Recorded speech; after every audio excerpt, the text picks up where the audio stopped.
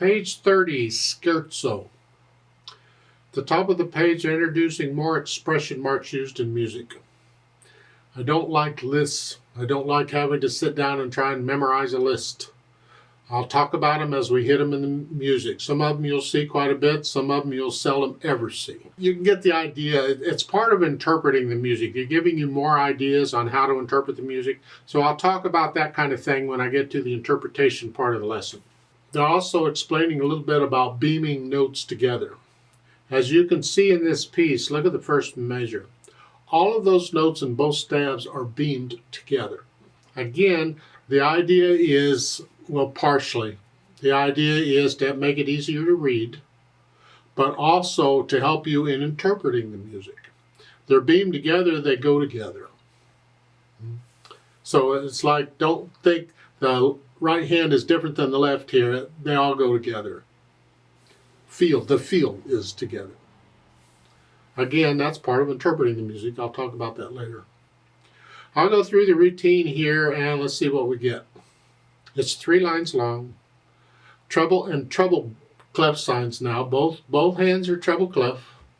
No sharps or flats in the key signature. This is in the key of C major. So go do the scale for C major and the scale for A minor. 1 octave up and down to make sure you can do the scales okay. You want to get with these scales where they're so comfortable with you, you don't have to look at the piano, the keyboard. You can feel them. You're comfortable with the thumb and how it works and the whole bit. Just keep them slow. That's the key.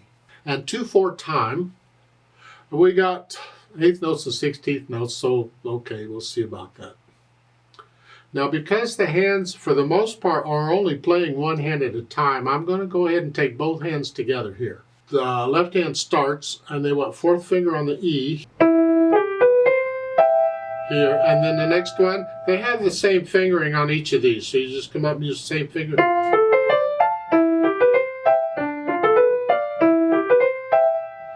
And that's fine. There's nothing wrong with that. If you want to do it, you go right ahead. I prefer to just stay in one position and use whatever fingers are there. So I start out with that. But the next one, I'm 3rd finger's there. Here, I'm not moving. I have to move the right hand now. But I played all of that with the left hand in one position. Now in the second line, 3rd measure. This mess here, spell out the chord if you're not sure what it is. So you have an F, an A B, a D, and an F. And that's the chord. Just go with it, okay? And then you go back to what you were doing. Now here you are going to have to move up because you're going further. I'm getting out of position in the left hand. I got to move.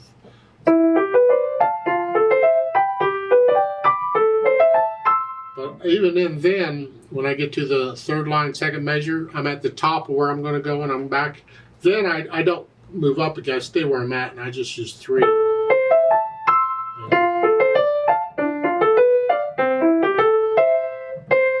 Here at the end.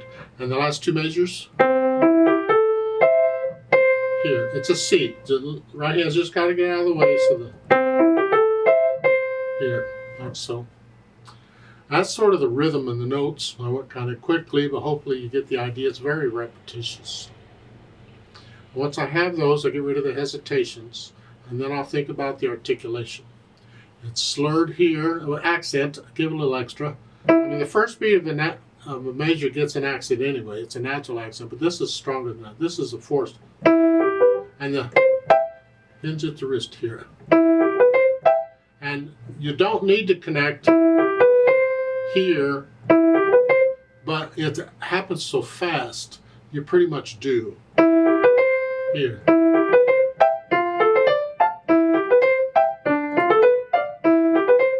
So I'll put in the articulation and then the dynamics. MF at the beginning is mezzo forte, which is sort of loud, which is the melody, which is the whole thing. It's all melody. Whatever you think that is. That makes these accented notes loud notes. Last line, you get a crescendo in the 3rd measure. You're going to go up to loud. Not a lot of difference between moderately loud and loud. So take it, I would take it more like the last line, you're moderately loud here. In the third measure, I'd stay moderately loud. Then in the next measure, go up just a hair. Now you're loud. And that makes the accented notes very loud.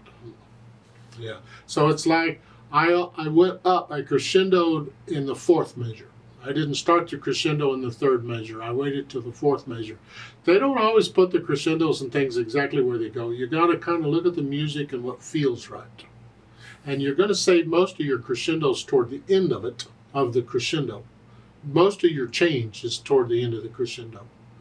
So I'm just waiting until that next measure to get louder. If you don't, you'll be loud by the fourth measure. You'll be loud too soon. Now the speed, vivace, giocoso. Vivace is really fast. Really fast. Giocoso is playfully. Happy. Yay, having a good day. So it's just happily and be quick about it. Or do this really fast and be happy about it or something. I don't know. It's a feeling. You get into it and you feel this. What do you? Got to be accurate. So everybody's vivace giocoso is going to be a little different. It's got to be yours, not mine. It's here. And again, we're not necessarily talking about the speed of the beat. We're talking about the overall feel of the piece. So the more 16th notes and things it has in it, the slower it's going to go.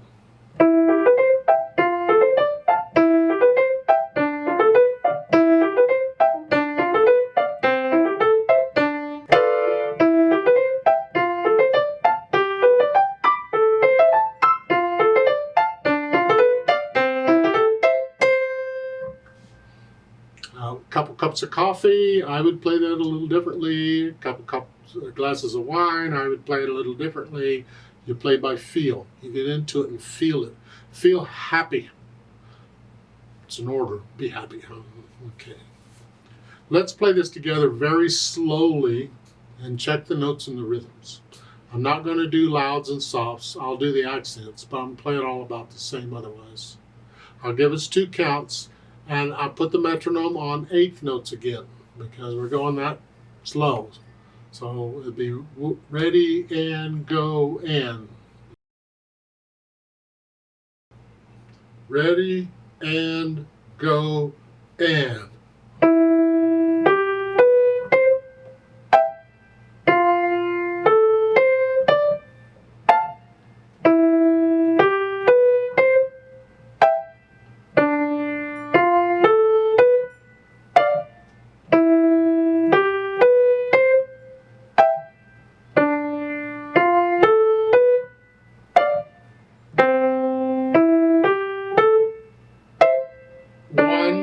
And 2 and.